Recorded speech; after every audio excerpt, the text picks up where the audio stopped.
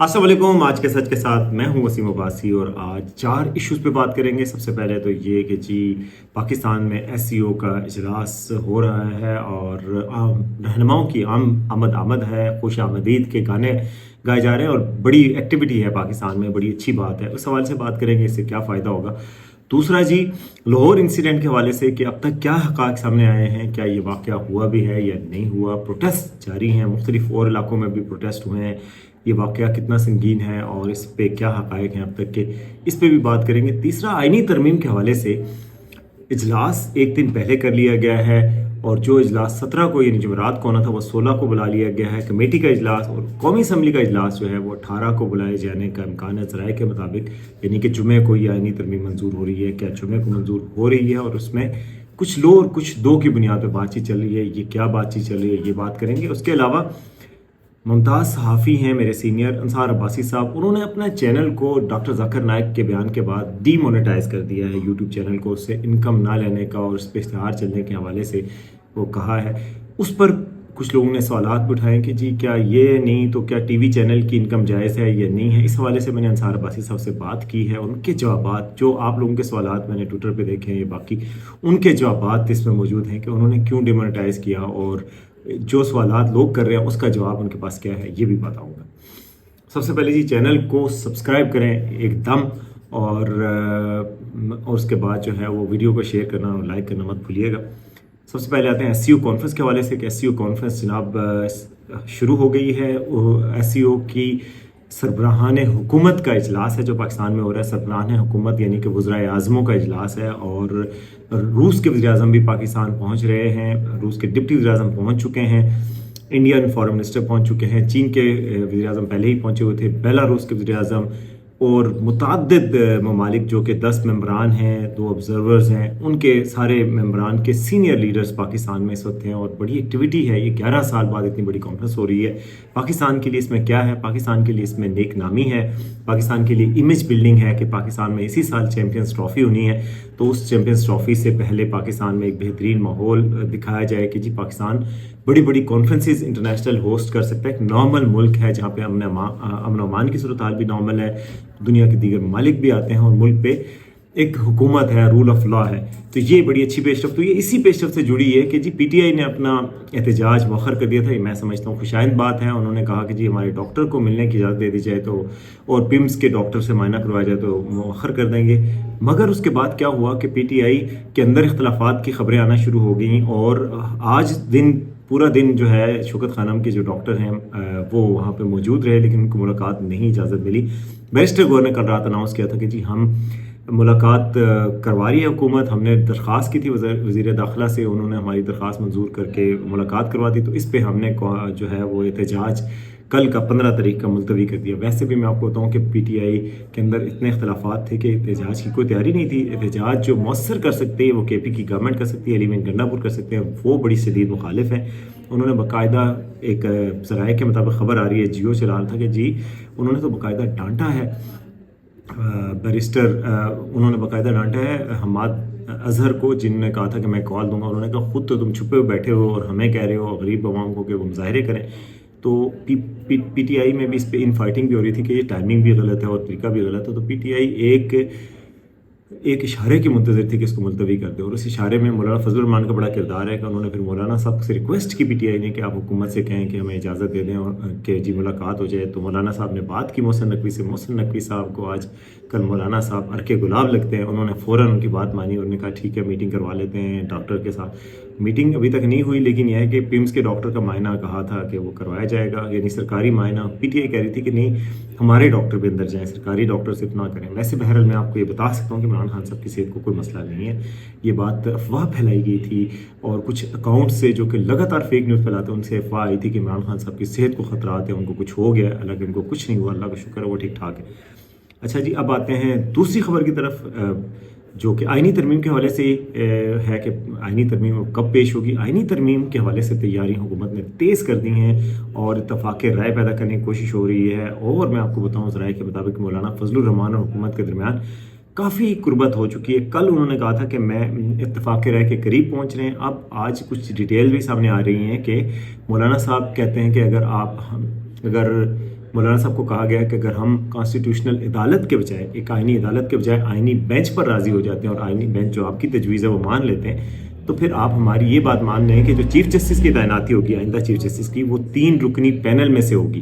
گویا ہر صورت میں حکومت چاہتی ہے کہ جسٹس منصور علی شاہ کو چیف جسٹس نہ بنایا جائے، کیونکہ حکومت اور اسٹیبلشمنٹ کو پتہ ہے کہ منصور علی شاہ پرسنل ہو چکے ہوں گے ہمارے لیے، کیونکہ ہم نے ان کے ساتھ اس طرح کیا تو وہ اب ہم سے کہیں پرسنل ہو کے ایسا بدلہ نہ لیں۔ سپریم کورٹ ظاہر ہے اس کی بڑی پاورز ہوتی ہیں، تو اس لیے حکومت ڈری ہوئی ہے اور وہ نہیں چاہتی کہ چیف جسٹس منصور علی شاہ بنے۔ تو اس وجہ سے کہا یہ جا رہا ہے کہ چلے مولانا صاحب اس بات پہ مان جائیں کہ آئینی عدالت نہیں بناتے، آئینی بینچ بنا دیتے جیسے آپ کہتے ہیں، لیکن چیف جسٹس ہماری مرضی کا ہوگا، یعنی 3 رکنی پینل سے ہوگا، اور اس کی جو بھی کوئی تعیناتی پرائم منسٹر کرے گا یا پھر پارلیمانی کمیٹی کرے گی، تو یہ آپ مان جائیں۔ تو کچھ لو اور کچھ دو پہ بات ہو رہی ہے۔ دوسری بات یہ ہو رہی ہے کہ اجلاس جو جمعرات کو ہونا تھا، یعنی پرسوں ہونا تھا، اب جب وہ کل ہو گیا، یعنی کہ 16 تاریخ کو ہو گیا، 17 کو ہونا تھا، 16 تاریخ کو بدھ کو اجلاس بلا لیا گیا پارلیمانی کمیٹی کا، جس کے سربراہ آپ کو پتہ ہے کہ اس میں کون کون ہے۔ اس میں مولانا فضل الرحمان صاحب بھی ہیں، گورنمنٹ کے منسٹرز بھی ہیں، اسحاق ڈار بھی ہیں، تو اور پی ٹی آئی کے رہنما بھی ہیں، عمر ایوب اپوزیشن لیڈر بھی ہیں۔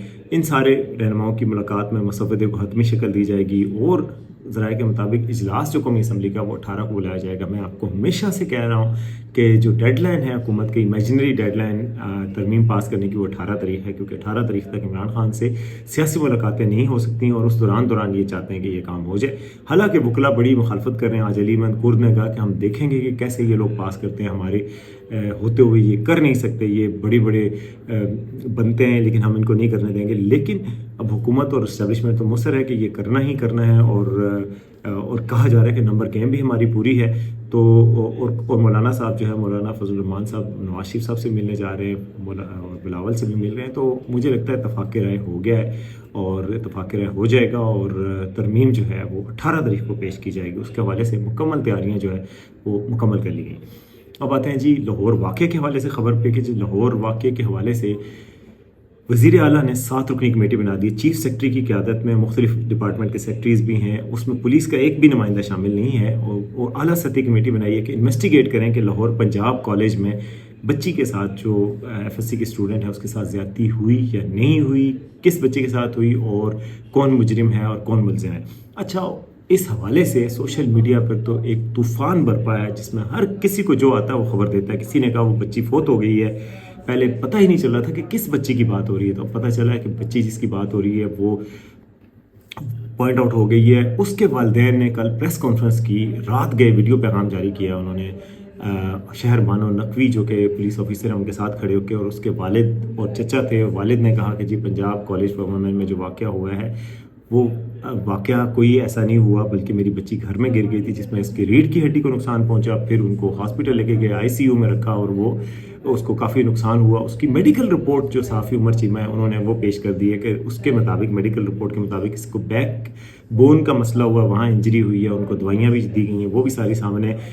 اس کے باوجود جو ہے یہ معاملہ تھم نہیں رہا۔ آج پروٹیسٹ ہوئے ہیں لاہور کے علاوہ دیگر شہروں میں بھی، اسٹوڈنٹس نے دھرنا بھی دیا لاہور میں، اور پروٹیسٹ بھی بہت ہو رہا ہے۔ تو اب آپ فیک نیوز کی پاور دیکھیں کہ اگر یہ فیک نیوز ہے، اگر یہ سچی خبر ہے، تو جو لوگ اس میں انوالو ہیں ان کو عبرتناک سزا دینی چاہیے۔ پنجاب کالج پورے بند بھی ہوتے ہیں تو ہو جائے یار، ہمارے بچیاں اس سے زیادہ قیمتی ہیں کسی ایک ادارے سے، تو اگر ایسا ہے تو بالکل ہونا چاہیے۔ اور یہ بات اچھی ہے کہ لوگ پروٹیسٹ کر رہے ہیں اسٹوڈنٹس، کیونکہ اسٹوڈنٹس یہ یونٹی شو کر رہے ہیں کہ جی ہم نہیں ہونے دیں گے، ریپ نہیں ہونے دیں گے، ہم اپنی بچیوں کے ساتھ زیادتی نہیں ہونے دیں گے، اور یہ اچھی بات ہے۔ مگر اس بات کا تو انویسٹیگیٹ کر لیں کہ یہ واقعہ ہوا ہے کہ نہیں ہوا، کیونکہ دیکھیں والد کہہ رہے ہیں کہ وہ نہیں ہوا، جو ایک ہی بچی ہے۔ اگر کوئی اور بچی ہے، جو لوگ یہ کہہ رہے ہیں کہ واقعہ تو بالکل ہوا ہے اور حکومت چھپا رہی ہے یا پنجاب گورنمنٹ چھپا رہی ہے، پہلی بات یہ کہ حکومت کو تو چھپانے کی کوئی وجہ نہیں بنتی، چیف منسٹر، کیونکہ یہ واقعہ آج نہیں تو کل تو سامنے آ جائے گا نا، سچ سامنے آئے گا ایک نہ ایک دن۔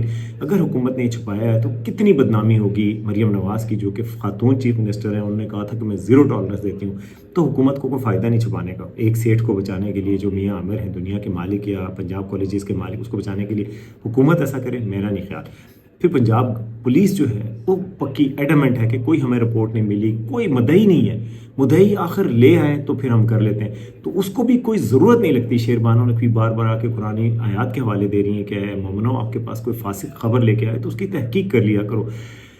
उन पे भी लोग मीम्स बना रहे हैं, उनकी तनकीद कर रहे हैं कि आपको उस वक्त कब नहीं याद था जब पीटीआई की औरतों के साथ जुल्म हो रहा था। वो अलग बात है, लेकिन आप इस केस में जो जो ये समझता है कि हुकूमत छुपा रही है, या पंजाब कॉलेजेस वाले छुपा रहे हैं, या फिर पुलिस छुपा रही है, वो ऐसा काम कर सकता है ना। एक काम करना है आपने कि जो मुद्दई है लड़की, या वो बोल दे कि जी मेरे साथ ज्यादती हुई है, या उसका असल वालिद, अगर ये नकली वालिद है कि जी मास्क पहना हुआ था तो नकली वालिद है, तो असली वालिद ले आए जो कह दे, उसका चचा कह दे। लड़की का कोई बंदा भी नहीं बोल रहा, तो आपके पास यानी कि कोई मुद्दई नहीं है, कोई उस साइड का कोई बंदा नहीं है, किसी के पास एविडेंस नहीं है कि वाकया हुआ, एविडेंस नहीं है। बातें हैं कि चौकीदार ने किया, अब तो कुछ लोग कह रहे हैं कि जो पंजाब कॉलेज का कोई डायरेक्टर है उसने किया होगा, कोई और बड़ी शख्सियत है जिसने किया। अब जिसने हो उतनी बातें, अब ये बात जो मर्जी कर लें यार, आप सोशल मीडिया आपके पास है, आप जो मर्जी कर लें, एविडेंस कहाँ है? एविडेंस तो होना चाहिए ना। देखें, इस तरह तो पाकिस्तान में झूठ का राज होगा। आप कल कोई इल्ज़ाम किसी पे भी लगा दें, आप इमरान खान पे गंदा से गंदा इल्ज़ाम लगा दें, फ़र्ज़ किया आप पीटीआई पे लगा दें, और आप कहें कि एविडेंस नहीं है मगर है सही बात, तो कौन फिर क्या प्रूफ रह जाएगा? दुनिया में कोई तो होता है ना, कोई पैमाना होगा ना सच को जानने का। सच को जानने का क्या पैमाना है? ये पैमाना कहा क्या जा रहा है जी कि जी पंजाब कॉलेज ने अपने बच्चों को सस्पेंड क्यों किया? अच्छा, उनका ये जवाब है कि सस्पेंड उनको किया जो अनरेस्ट कर रहे थे, शोर मचा रहे थे, खाम बात को। कुछ लोग कह रहे हैं कि जी पंजाब कॉलेज की प्रिंसिपल ने बच्चों को चुप रहने का क्यों कहा? उसके कोई मैसेजेस भी हैं। चुप रहने का ये तब भी हो सकता है, अगर ये फेक न्यूज़ हो तब भी चुप रहने का कह सकते हैं कि हो सकता है ऐसे ही कि शोर मचे और हमारा कॉलेज बदनाम हो जाए और असल बात ये ना हो। अच्छा, सच होने की सूरत में भी चुप रहने का कहा जा सकता है, इसमें कोई शक नहीं कि अगर सच है तो प्रिंसिपल चाहेगी कि छुपे दबा रहे, मगर सच है तो कहीं से तो कोई एविडेंस आए, यानी कि कोई कॉलेज प्रिंसिपल और उनका इदारा तो कोशिश करेगा दबाने की, लेकिन बच्चे ही बताते हैं, बच्चे उस बच्ची का नाम बताएं, बच्ची को ले आए, बच्ची के वालिद को ले आए, बच्ची के भाई को ले आए, किसी की तरफ से तो कोई एविडेंस लेके आए कि यार ये है सबूत। तो अभी तक कोई सबूत नहीं आया। हमें फिर जंप द गन करने से पहले, यानी कंक्लूजन ड्रॉ करने से पहले ज़रूर सबूत का वेट करना चाहिए। कोई तो हम इस पाकिस्तान में मयार मुकर्रर करें किसी खबर की तस्दीक का कि यार सबूत आ गया, कोई चीज़ आ गई। इसकी क्या सबूत और क्या चीज़ आई है? सिवाय इसके कि मुजाहरे हुए हैं, अफवाह फैली है जी प्रिंसिपल ने चौकीदार गायब हुआ और उसको पकड़ा गया। चौकीदार गायब हुआ, वो कहता मेरे अलग आए हैं, मैं छुट्टी पे गया था। इत्तेफाक की बात है, ये छुट्टी पे गया था या नहीं गया था। अब चौकीदार डीएनए करवा लें भाई, डीएनए करवा लें। हुकूमत को चाहिए कि इसको पूरा थॉरोली इन्वेस्टिगेट करे, और अगर कोई मुजरिम है तो उसको तो ऐसी इबरतनाक सजा दें इसकी कोई हद नहीं, और अगर मुजरिम नहीं है तो डिसइंफॉर्मेशन के हवाले से कानून साजी करें यार, ये तो मुल्क में आग लगा सकती है। तो मेरे ख्याल में डिसइंफॉर्मेशन के हवाले से भी होना चाहिए, और प्रॉपर इन्फॉर्मेशन और बिल्कुल शफाफ इंक्वायरी हो के लोगों को कन्विंस करें कि यार वाकया हुआ है या नहीं हुआ, सच को सामने लाएं। तो ये ज़रूरी है। अच्छा जी, अब अगली चीज़ की तरफ आते हैं, और वो है, और अल्लाह से दुआ हम करते हैं कि अल्लाह ताला सच को सामने ले आए और जो झूठे हैं उनको बेनकाब कर दे, और जो जानबूझ के झूठ फैला रहे हैं उनको बेनकाब कर दे, कोई भी है। आप कहते हैं आमीन। अच्छा, इसके बाद चलते हैं जी अगली खबर की तरफ, और अगली खबर क्या है कि मुमताज़ सहाफ़ी हैं, मेरे उस्ताद भी हैं, अंसार अब्बासी साहब मेरे बॉस भी रहे, मैं 5-6 साल उनके साथ न्यूज़ इन्वेस्टिगेशन सेल में काम करता रहा हूँ।